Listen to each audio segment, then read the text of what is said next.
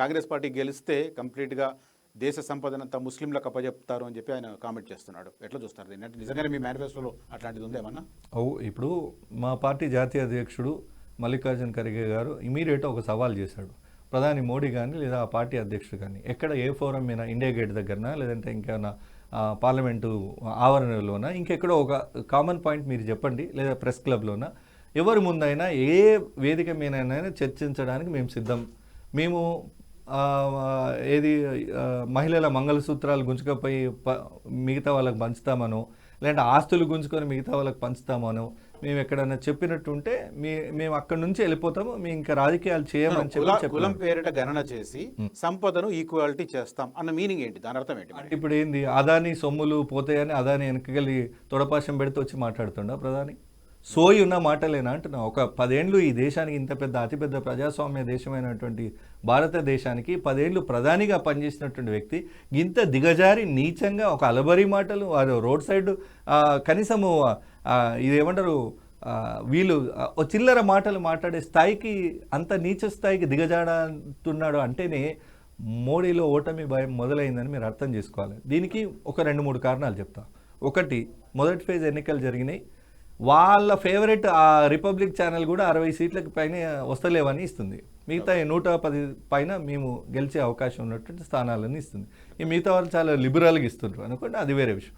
అంటే మొదటి ఫేజ్ ఎన్నికలకు మోడీ గ్యారంటీ అని మీకు గుర్తుందే, సంకల్ప పత్ర విడుదల చేసే రోజు మోడీ గ్యారంటీ అని పెట్టిండు. మోడీ గ్యారంటీ అంటే ఎవరు నమ్మలేదనేది పోస్ట్ పోల్ సర్వేలలో తెలిసిపోయింది, ఫస్ట్ ఫేజ్ ఆఫ్ ఎలక్షన్స్లో తెలిసిపోయింది. సో మోడీ గ్యారంటీ వర్కౌట్ అవుతలేదనేది ఆయనకు అర్థమైంది, ఆయన పార్టీకి అర్థమైంది, అలా స్ట్రాటజీలు కానీ. ఇంకా ఇప్పుడు ఏం చేయాలి, మళ్ళీ సేమ్ ఎజెండా ఒకటి ఉంటుంది వాళ్ళ పేటెంట్, హిందూ ముస్లింలు రెచ్చగొట్టాలి, కులాల పేరునో మతాల పేరునో రెచ్చగొట్టాలనే ధోరణి ఉంటుంది కదా. మళ్ళీ ఆ ఒరిజినాలిటీకి వచ్చేసిండు మోడీ. సో ఆయనలో ఉన్నటువంటి మళ్ళీ రాక్షస రూపాన్ని బయటికి తీసుకొచ్చి, ఆ గోద్రా అల్లర్ల నాటి మోడీని బయటికి తీసుకొచ్చి ఇక ఏడికైతే ఆడికైంది ఆర్ఫార్. మొన్నటిదాకా ఒక మాట శర్మ గారు, మొన్నటిదాకా ఏమంటారు 400 పార్ అన్నాడు.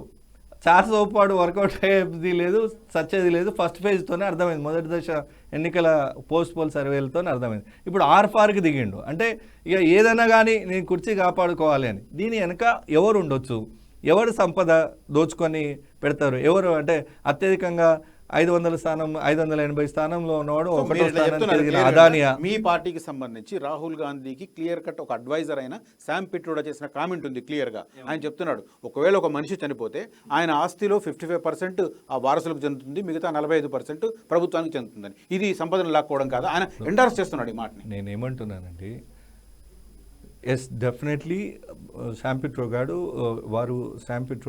గారు highly respected person in Congress party, no doubt.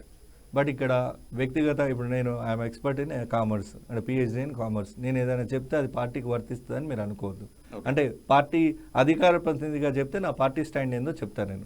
వ్యక్తిగత అభిప్రాయాలను పార్టీకి జోడించాల్సిన అవసరం లేదు. అట్లంటే కర్ణాటకలో బీజేపీ నాయకులు రాజ్యాంగాన్ని మారుస్తామన్నారు మొన్ననే. రాజ్యాంగం మారుస్తాను అది పెద్ద ఇష్యూ కాదు. ఆల్మోస్ట్ ఇప్పటి వరకు 150 పై సార్లు దాన్ని సవరణ చేశారు. అంటే దాని అర్థము అత్యధిక సార్లు ఇందిరా అండ్ నెహ్రూ టైంలోనే జరిగింది. దాని అర్థము రిజర్వేషన్లు ఎత్తేస్తామని.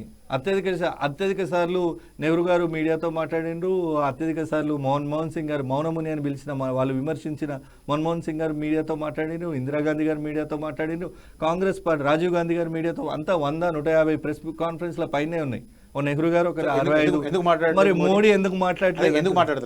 భయము.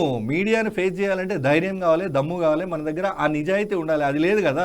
నిన్న చెప్పిన మాట ఇవాళ గుర్తుండదు, ఇవాళ కొత్త స్టోరీ చెప్తుంటాడు. మీకు తెలుసు కదా, నేను యవ్వనంలో ఉన్నప్పుడు భిక్ష అడుక్కొని తిన్నాను అని చెప్తాడు ఆయన. మళ్ళీ అదే మాట చెప్తాడు, నేను కోల్కతా పోయినప్పుడు హౌరా బ్రిడ్జ్ చూడాలని అదన్నీ కూడా డ్రీమ్స్ ఉండే, నేను బచ్పన్లో నాకు క్యాలి ఉండే అని. ఆయన పుట్టింది 1950, 1950లో పుట్టిండు. అది మెట్రో కట్టింది, కలకత్తా మెట్రో కట్టింది 1984. 34 సంవత్సరాల తర్వాత ఎవడన్నా బచ్పన్లో నాకు ఆ కాయిషు పూర్తి చేసుకున్నానని చెప్తాడా? ఇట్లా అడక తిన్నానంటాడు, అమెరికా పోయినానంటాడు. ఈ పూట రేపడు గోబర్ తెలుసు కదా, పెండంతా జమ చేసి దానికి ఒక పైపు పెట్టి దాని మీద ఛాయ్ చేస్తుంటే ఎన్ని పచ్చి అబద్ధాలు. అసలు నిజంగా చెప్పాలండి, మీరు మోడీ టాపిక్ తీసిరిగాడు చెప్తున్నా, అబద్ధం అనే పదం, అబద్ధం, జూట్, లై, ఈ 3 అబద్ధానికి ఇంగ్లీష్ హిందీ వర్షన్స్ కదా, ఈ 3 పదాలు సిగ్గుపడతాయి మోడీ ముందు మనం నథింగ్ అని. ఇంతకంటే ఏం చెప్పాలి మోడీ గురించి? Okay. అట్లాంటి మోడీ జుమ్లాబాజీ మాటల్ని ఇంకా ప్రజలు నమ్మి ఆయనకు ఇప్పుడు సంవత్సరానికి 2 కోట్ల ఉద్యోగాలు అన్నారు. దాని గురించి అడిగితే పకోడీలు వేసుకోమన్నాడు ఒకటి. రైతుల ఆదాయం రెట్టింపు చేస్తా అన్నాడు. రైతులకు పాకిస్తాన్ బార్డర్లో చైనా బార్డర్లో శాత కాలేదు కానీ సైనికులని ఇక్కడ పెట్టి వీళ్ళ మీద కాల్పులు జరిపిస్తున్నాడు.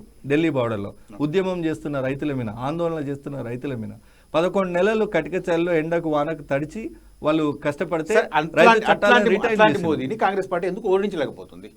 నేను అదే అంటున్నానండి. ఈ దేశంలో ఒక అవకాశం వచ్చింది మోడీ గారికి, అది కూడా అబద్ధాల పునాదుల మీద. ఆయన ఛాయ్ అమ్మింది లేదు, ఆయన బీసీ ఒకసారి వచ్చింది అనుకోవచ్చు, 2 సార్లు కూడా వచ్చింది కదా. నేను అదే అంటున్నా. ఇదేదో సగంలో ఉంది మళ్ళీ చేస్తామంటే కొంతమంది అంధ భక్తులు చేసే ప్రచారం. మోడీ మీడియా ఏదైతే గోడీ మీడియా ఉందో మొత్తంగా మీడియాను కొనేసి ప్రజల్ని అసలు నిజాలకు దూరంగా ఒక ఆశల పల్లకిలో ఊరేగించే పనిలో మీడియా కూడా మూడోసారి 100% కాదు. ఈ రోజు కూడా మీడియా ఆయన స్టాండ్లోనేది, ఆయన చెప్పు చేతల్లోనే పనిచేస్తుంది. మీడియా ఆల్మోస్ట్ మెజారిటీ మీడియా ఆయనకు రైట్ లెఫ్ట్ ఉండే కార్పొరేట్ శక్తులు కొరడుపతిలే కొని పెట్టుకున్నారు. వాళ్ళు ఎట్లా ఆడిస్తే అట్లా ఆడుతుంది. కానీ వాళ్ళకు మూతోడు జవాబు రిజల్ట్స్లో చూస్తారని